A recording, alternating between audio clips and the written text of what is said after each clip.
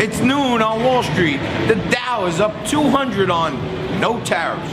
Bitcoin at 8,000. It's Meatball Monday, and Liquid Lunch is open for business.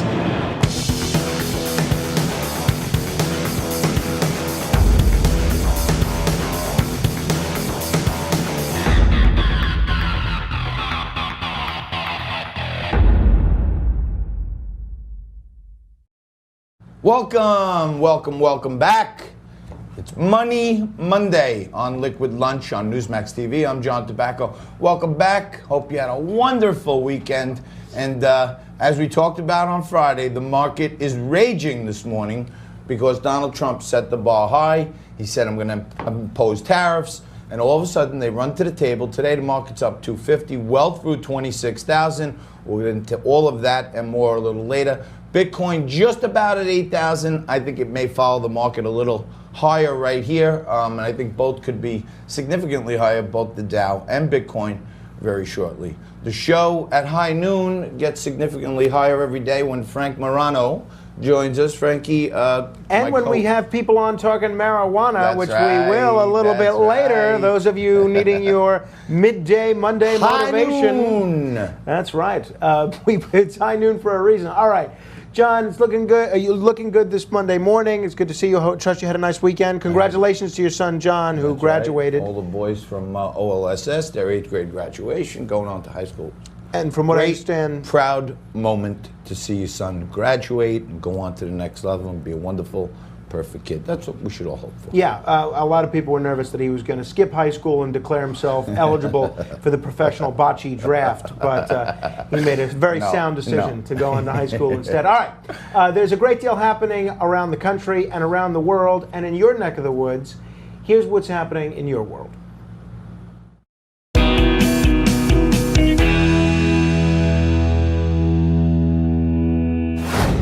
Award-winning actor Bryan Cranston is going after President Trump without mentioning him by name. Cranston took a thinly veiled shot at Trump as he accepted the Tony Award last night for his performance as a fed-up news anchor and network. In his acceptance speech, the actor countered Trump's frequent slam of news media as the enemy of the people. The media is not the enemy of the people.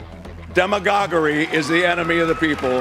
Network is Cranston's second Tony Award-winning performance. He won in 2014 for his portrayal of President Johnson in All the Way. The House Judiciary Committee opens up a series of hearings on the Mueller report today. Members will not hear from former special counsel Robert Mueller, who has resisted pressure to testify. Mueller recently said his final report on the Russia investigation speaks for itself. The top witness at today's hearing will be former White House counsel John Dean. Dean was a key figure in the Watergate scandal that led to the resignation of President Richard Nixon. United Technologies and Raytheon are merging to create an aerospace and defense powerhouse. The companies are calling it a merger of equals, with the new company being an equal combination of shares between the two companies. The new company will also be a combination of the two names, Raytheon Technologies Corporation. The merger will allow the company to offer expanded technology and research capabilities. United Technologies Chairman and CEO Greg Hayes says it will define the future of aerospace and defense. And finally, California could become the first state to open up full health benefits for thousands of illegal immigrants. As part of a new budget deal released late Sunday, low-income illegal immigrant adults between the ages of 19 and 25 would have access to Medi-Cal, the state's Medicaid program. It would allow around 90,000 illegal immigrants to receive benefits at a cost of around $100 million a year. The proposal would take effect in 2020. Frankie, you're always breaking it down for our audience, but that last part there, now California, the Golden State is going to give benefits to, it looks like, and we talked about this last week, there are no tariffs because Mexico ran back to the table and now has decided that they're going to put their troops and their military at the border, National Guard, to slow the influx into their country, so maybe California will get off the hook. Yeah, I know we have, and big hello to all of our California viewers. I know a lot of folks watching out there. We're not Liquid Lunch out there. It's way too early for that. We are Boozy Breakfast in California. A bloody breakfast, depending on your persuasion or your tolerance for violence. But The big story, of course, is the tariffs. It's playing a role politically, it's playing a role economically, and it's playing a role in terms of the markets, because a lot of people that bet based on the things that John predicts on this show, they actually did pretty well. Let's go back in time to Monday when I asked John Tobacco what he thought was going to happen today with respect to tariffs. This is why he got elected president, because people see a businessman, and a businessman doesn't go in the room and pull his pants down. What a businessman does is he goes in with fire and fury, and he sets the bar high, and then knows, okay, I can work my way down from there. Mexico, you don't want to pay for the wall? No problem. 5% tariff on all your goods. So what the left won't realize is, little by little, they're paying for the wall. Well,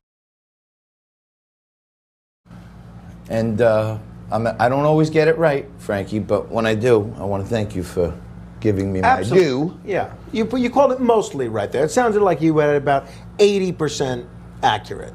Well, yeah, and you called the effect on the markets on the money, right? And then you said we may not know by this time on Monday. And then you said, I didn't think that Mexico was going to fold like a cheap suit so fast, so I had to leave myself a little leeway. But I mean, Mexico really realized, whoa, we better do something here. All right, and, but the big thing, it's a double win for Trump, and you know, the left will just keep telling us how horrible he is and how it wasn't a real deal. This was something that he already negotiated, and he kind of just did it to make it look good. Everything he does is a fake to them, but right. It has macro effects on the global economy. Well, speaking of President Trump, I have a feeling we are. So, by the way, if you hear that, if you're an illegal immigrant watching this show, you don't need to come to New York. Go to California. You'll get free health care, and you don't have to come here where you have to pay for your own health care or find somebody to pay for it for you. Go to California. They will pay for it there. But speaking of President Trump, he could not have been pleased with Bryan Cranston last night at the Tony Awards, because he was accepting the award for Network, which has been praised on this show by the likes of Deirdre Scaramucci. He seems to take a shot at President Trump. He didn't mention Trump by name, but here's what the Breaking Bad star said as he was accepting his Tony. I would like to dedicate this to all the real journalists around the world, both in the press and the print media and also broadcast media, who actually are in the line of fire with their pursuit of the truth. The media is not the enemy of the people. Demagoguery is the enemy of the people. Thank you very much. Well, do you fall in the media category or the demagogue category? I don't know. Could I possibly be both?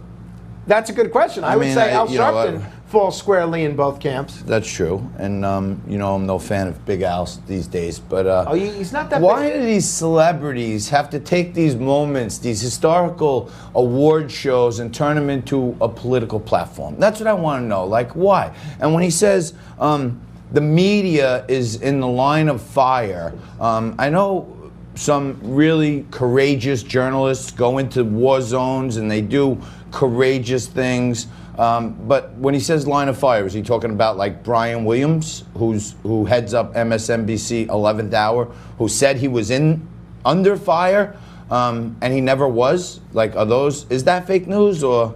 Because he's right there on MSNBC hosting their 11th hour. It's very interesting to me. Everyone loves to be so pious and so high and mighty and so pompous in their defense of the press, and they rush to say how outrageous it is whenever President Trump insults them on Twitter. However, when you have journalists literally thrown in jail, as Julian Assange was, all of a sudden they're strangely silent. I have a feeling it's not necessarily the journalism profession that they're on the lookout for. It's making Donald Trump look bad. The First Amendment people are in the witness protection program when a guy like Julian Assange gets thrown in jail. That's true. Many of them are. But there they are waving their Tonys around at their limousine liberals, and it's just sad that the guy, no matter how good he does, they just have to always point him as bad.